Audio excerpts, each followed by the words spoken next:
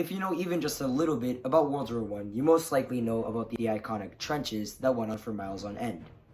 Now, to give a general explanation of what a trench is, it is simply a long, narrow, deep ditch dug into the ground, mainly used for war to provide protection and defense. Now, these trenches are very well known, but here's one of the real questions.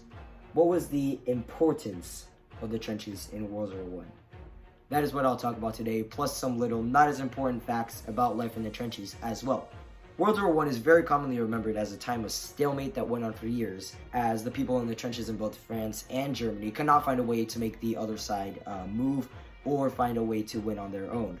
So I won't necessarily be talking about the actual fighting that went on in the trench warfare, but more so just about the importance of the trenches in general.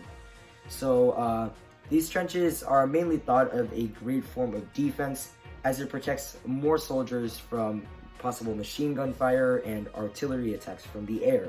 The soldiers could use these trenches as a form of defense and cover, plus they could see possible enemies from further away, which gives them a better opportunity to be prepared.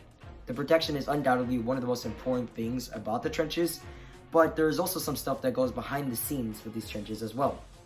Indy Neidell, an actor and a World War I researcher, says that behind the trenches were a mass of supply lines, training establishments, storage, workshops, headquarters, and all other essentials of war where the majority of troops were employed. Pretty much all of the needed war-related things were within the trenches, and since the trenches went on for so long, all these things like supply lines and storage and headquarters were really essential to have. Now, it is important to remember that trench warfare went on for about 3 years and 6 months. That is a long time.